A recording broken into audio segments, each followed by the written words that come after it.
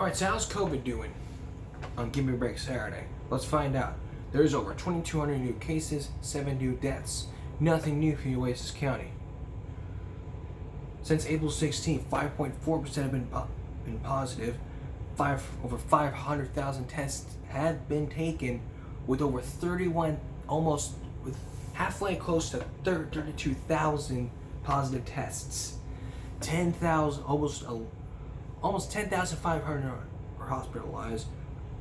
Over 1,400 people on ICU vaccinations, while 61.3% been fully vaccinated, 72.9% have had at least one dose, 21.1 million, and 17.7 million have been fully vaccinated.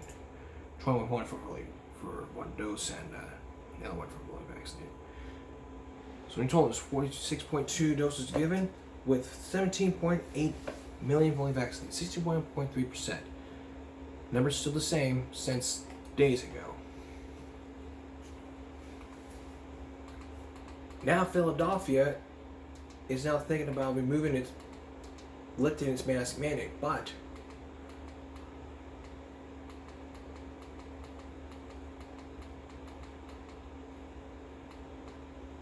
COVID cases are spiking again amid the mask guideline confusion. Everybody is confused whether to mask or not to mask. It is the question being centered, and lots of polls, a lot of people arguing, saying it's a great idea for transportation to still do its mask mandate. But it could be confusing. Take a look. Now to the pandemic. America's race back to normal has hit yet another speed bump with new rises in COVID cases. They're up 52% in the last 2 weeks. CBS's Michael George joins us now as changing mask rules cause some mass confusion. Michael? Adriana, good evening. LaGuardia is one of the few airports left where masks are still required in the terminal, but not on board the plane. It's just one example of how confusing mask rules have become and how quickly they change. In Philadelphia, mask signs are coming down again. In the span of just 4 days, the city went from masks being optional indoors to mandatory, then back to optional. We put our masks on, but then once we walked in, nobody had them on, so it's hard to know what's going on. A federal judge overturned the mask mandate for planes and mass transit this week. But with COVID cases rising in 36 states, some areas, including Los Angeles County, are reinstituting mask requirements. Do you have one or do you need one? No, I'll have one. Okay, but can you wear it for me, please? It's getting tough for people to keep track. I just wish we got a clear answer on what we're going to do with this whole mask mandate. This is a time not to be reckless and to wear masks indoors, check up on your vaccination status. Several major airlines say they may reinstate thousands of passengers who were banned from flying for refusing to wear masks. However, the airlines indicated passengers who became violent or disruptive may not be reinstated. Meanwhile, the Justice Department is appealing to restore the mask mandate. The CDC says it remains necessary for the public health. Adriana? Michael George, thank you. And we'll let you know what happens. But I've been in all confusion. It's like, okay, where do you stand on this? Where do I stand on this? Well, basically, I think everybody, there should be only there should be two sides.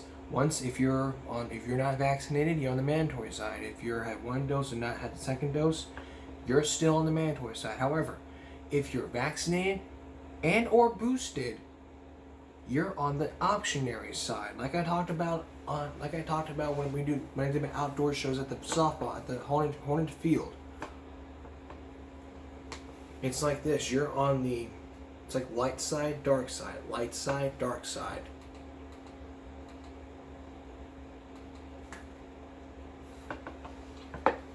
But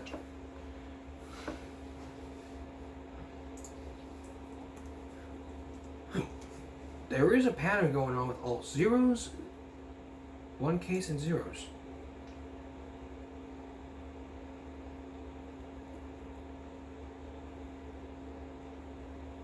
But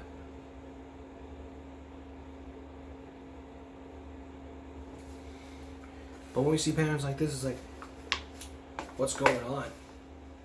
Well, in my experience, I think we have people who are unvaccinated. We have people who are vaccinated and or boosted.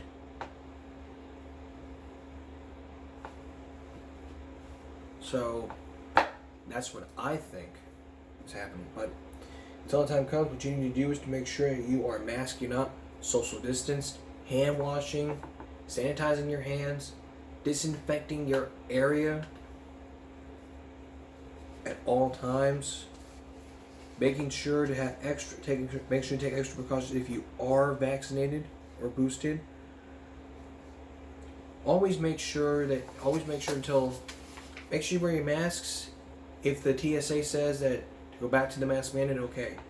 If you're in an optional zone, okay. If you're quarantined, you need to stay for 5 days. After the 5th day, get tested again if you're tested positive. Number 2, no masks. If you have a medical condition, let them know beforehand. Also, if you have COVID, get the vaccine already. Later in the hour, McCarthy blasted Trump after January 6 audio tape reveals. Now, he denies that he ever asked Trump to resign. But next, there is cyberbullying going on at Clark County schools. Who's to blame in this situation? We'll answer that question coming up. Before we continue, I want to let you know on Friday I have planned to do a story about an incident that happened in Five Bluff 2 months ago, which was screenshotted by someone from Facebook on a private group, but we're not going to talk about that. We can't talk about it, right? We can't talk about it. Why? I can't explain. Because I take confidentiality very seriously, and I take what was happening with an old friend.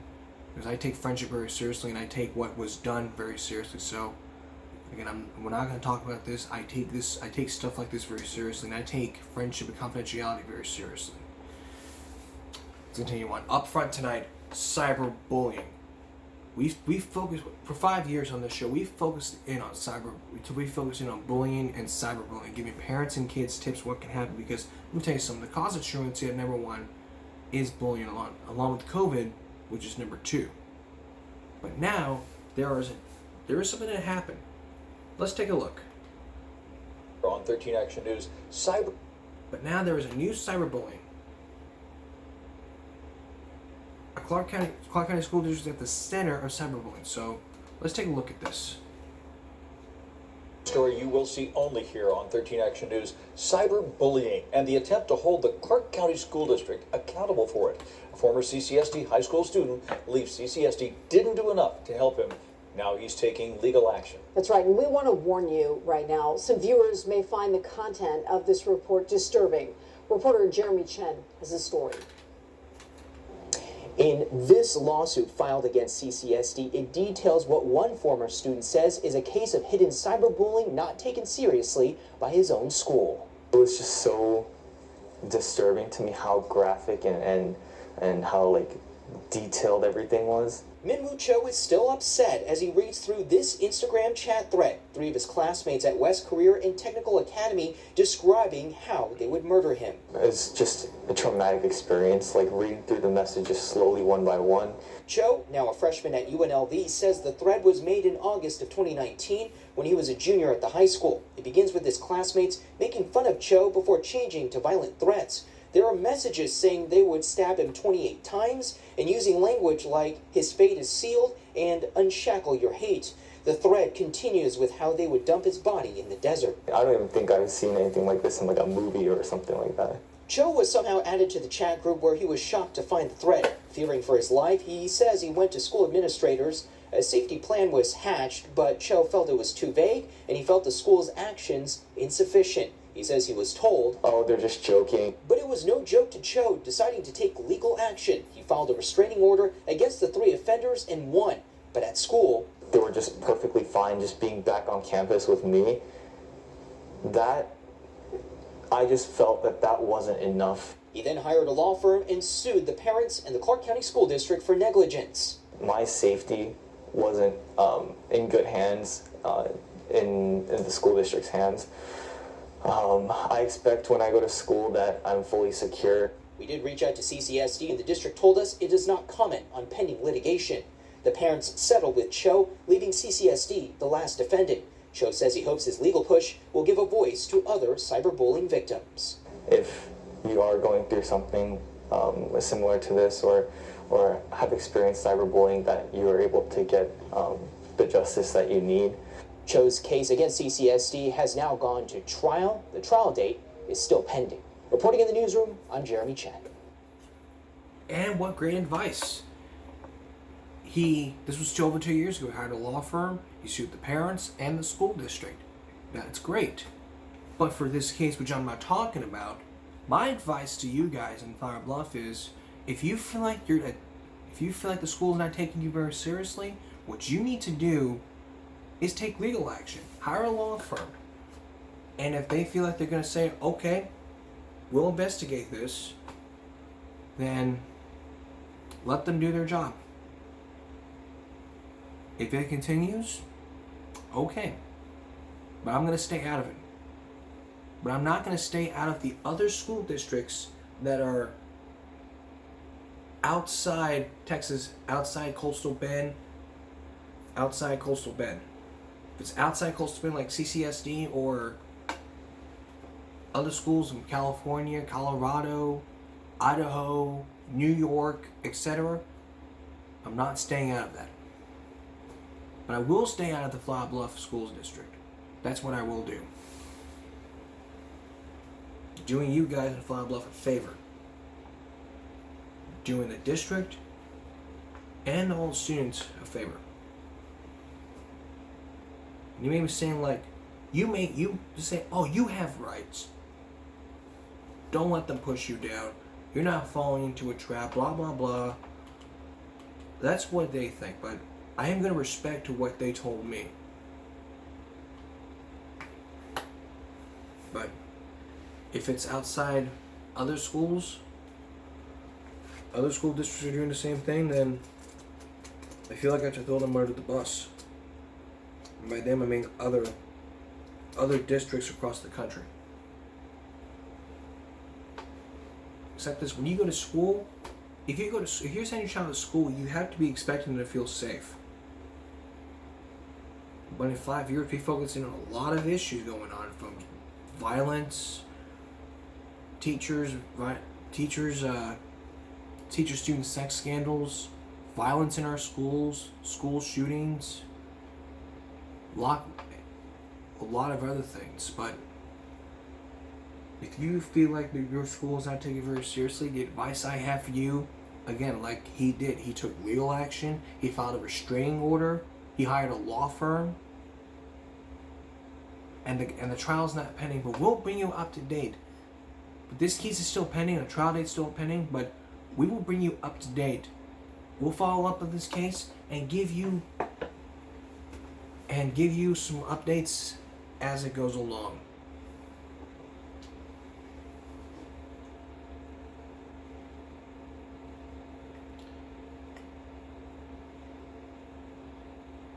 Coming up next, McCarthy denies that he ever asked Trump to resign, but the audio tapes prove otherwise. There are two sides to every story. We're going to hear the audio tapes and hear what McCarthy has to say when we come back. Now to bring you some updates on some cases that we talked about throughout the weeks.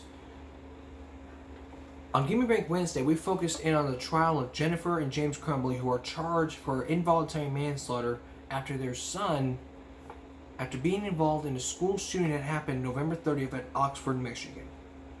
The parents said they want their bond lowered to $500,000 to $100,000 because they claim they're not bad parents. But a judge denied that. But the judge denied it, and the next court date is going to be in October. Well, almost 3 days ago, Ethan Crumbley is back in trial.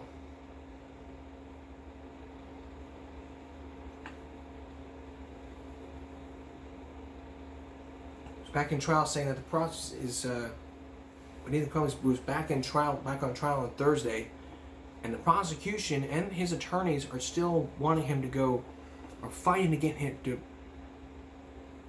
move him from jail to juvie. We're opening up the date in this case. He's facing 24 felony charges in Adele, including 1 count of terrorism causing death, 4 counts of first-degree murder, 7 counts of assault with intent to murder, and 12 counts of possession of a firearm and the commission of a felony. The teen was denied bond during his arraignment. His lawyer entered a not guilty plea on his behalf. A court filing in January revealed that Crumley intends to assert defense of insanity at the time of the alleged offense and gives notice to his intention to claim such a defense.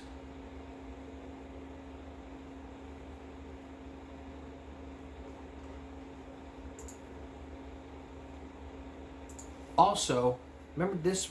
Also, earlier this week we focused in on. We gave you more insight of the violence case from Jonathan Martinez Garcia, who has charged 15 counts of assault, battery, and robbery. Now, just today, the question is, where was the panic button? They would implement panic buttons. Teachers have said there had been some confusion about whether these safety buttons look like how they work.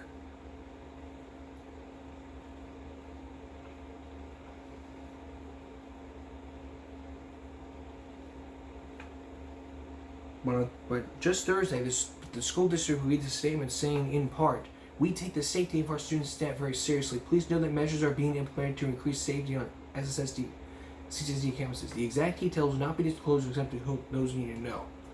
Well, just 3 days ago, after that article was released, there were 3 Clark County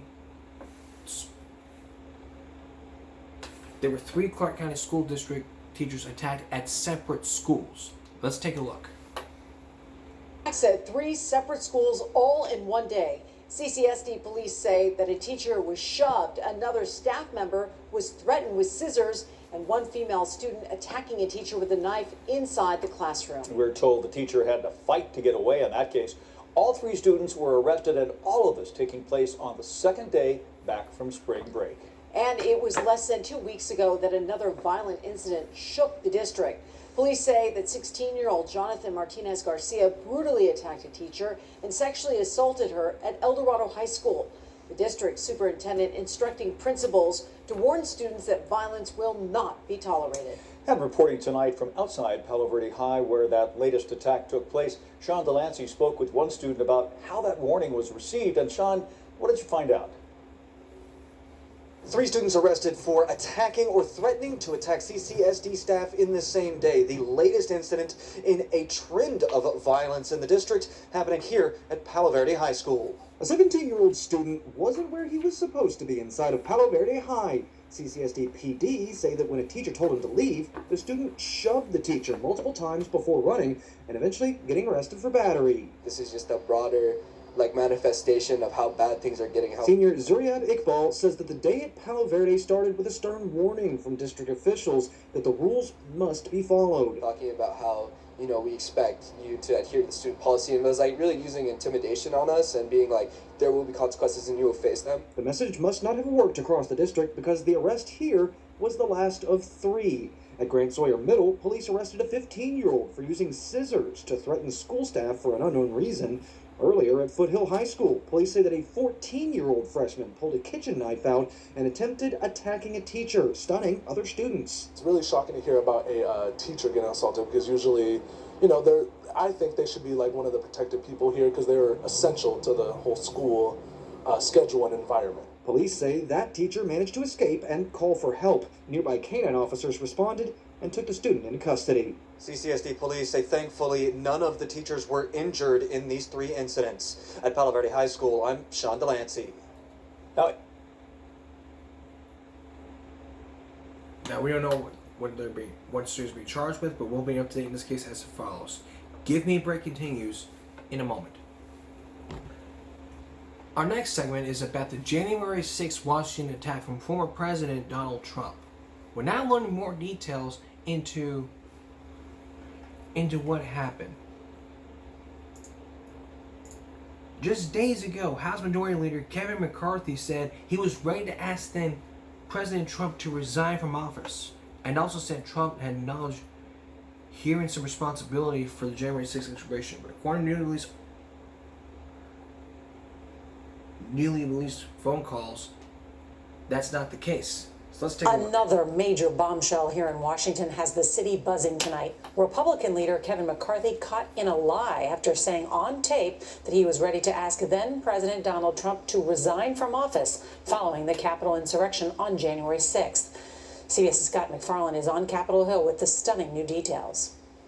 Newly released phone calls show Kevin McCarthy told fellow House Republicans shortly after the U.S. Capitol attack Donald Trump had acknowledged bearing some blame for it. He told me he does have some responsibility for what happened.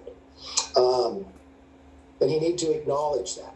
Authors of the new book, This Will Not Pass, have released a series of clips of McCarthy's phone calls with fellow Republicans from the days after the insurrection. In one call, McCarthy expressed frustration with the former president. I've had it with this guy.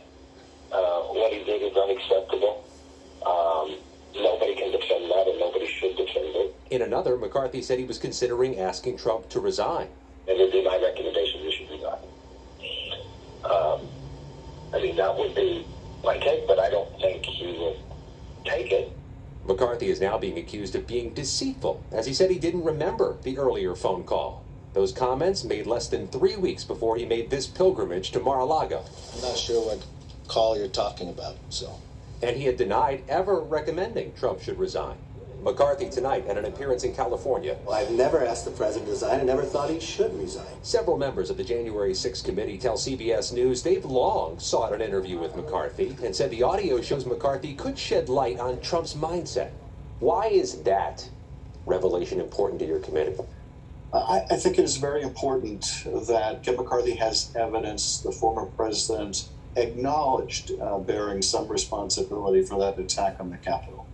This is an admission of guilt by the former president. A subpoena to the House Republican leader could trigger a legal dispute, and time is running short. The committee hopes to have public hearings next month. We do feel a sense of urgency because the hearings will tell a story that will really blow the roof off the House. Our requests for comment from Kevin McCarthy and the former president were not returned today. The Washington Post reports the two men have talked since the audio was released. No statement criticizing or supporting Kevin McCarthy today from Donald Trump. Nora? Scott McFarland, thank you. Now, just hours ago, Kevin McCarthy said he denies that he ever asked Trump to resign. Let's take a look. Do yourself a favor and get what you really...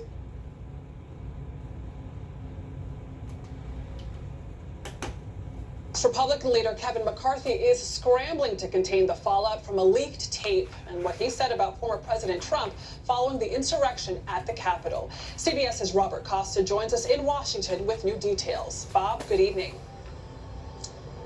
Good evening, Adriana. House Minority Leader Kevin McCarthy says he and Trump have spoken several times since this story broke, but the fallout continues here in Washington.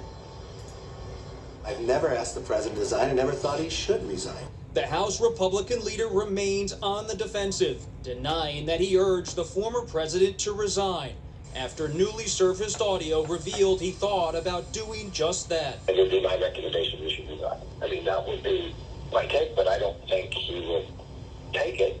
This following a week where Republicans were on edge over recorded phone calls revealing McCarthy telling colleagues in the aftermath of the Capitol insurrection that former President Trump acknowledged bearing some blame for it. He told me he does have some responsibility for what happened. The sudden unveiling of private Republican tensions comes after the authors of a new book, This Will Not Pass, released a series of clips exposing internal discussions. I've had it with this guy. Before the audio was released, McCarthy denied telling people he had suggested resignation. But once the audio began to seemingly play on a loop in Washington, McCarthy faced new questions over the truth and whether Trump would break from the man who has a shot at being the next House Speaker. Trump, who holds a rally tonight in Ohio, told the Wall Street Journal on Friday that McCarthy remains an ally and said he never claimed responsibility. Still, McCarthy faces mounting questions from the House Select Committee. Bob, all of this comes as the January 6th committee released new details on another key player, former White House Chief of Staff Mark Meadows. What are you learning? That's right. On Friday, the House committee investigating the events of January 6th said in a court filing that Meadows was warned of possible violence ahead of the Capitol attack. And the committee continues to seek his testimony. Adriana? Robert Costa, thank you. We'll continue our case into the January 6th. I'll continue my case to January 6th attack week and weeks ahead. Waiting the results. Only future, give me a break. Still ahead, former Dollar General manager says that her TikToks got her fired. Hear what she has to say when we come back. Imagine making videos for your job. I mean, how you do this, how you do that. But once you post it on social media like TikTok and YouTube, well, how would your boss feel when they pull up your YouTube channel or your TikTok video?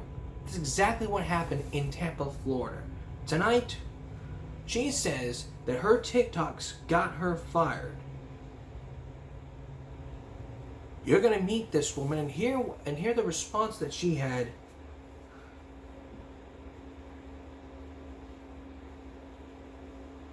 From her job and how tough it was. Take a look. It's time to see the...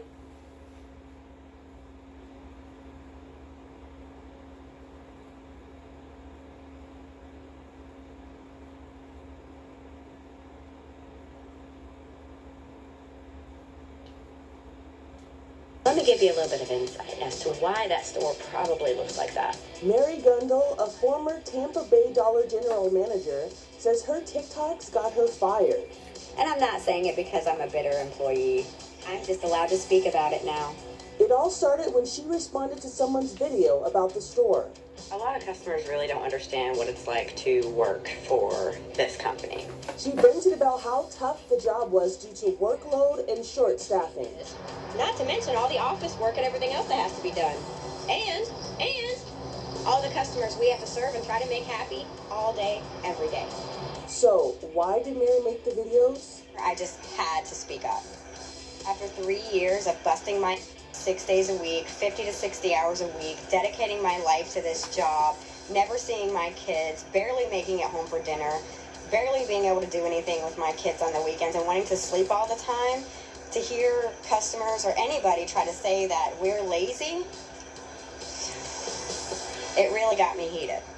Mary said she was advised to take her videos down.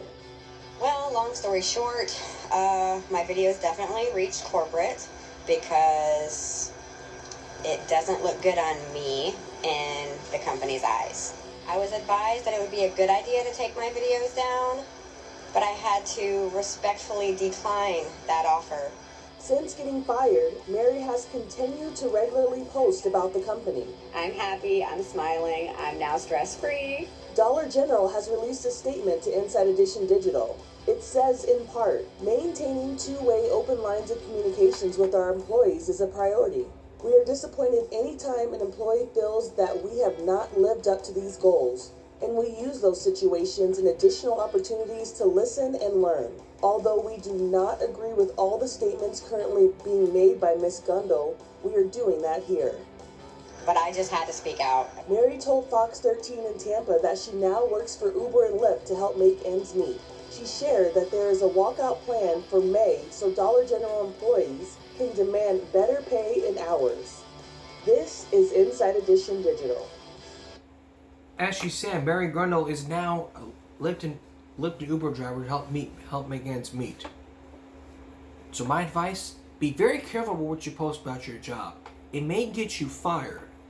And on Give Me Break Monday, a few clips from people who threatened to be terminated, plus some clips plus one clip from one person by Ciante, who just wanted to take a day off of work, take the weekend off to go to a family reunion. But his boss tried to bend with him. What happened next? We'll tell you about that on Monday. And before we go, I feel like we should put this out again.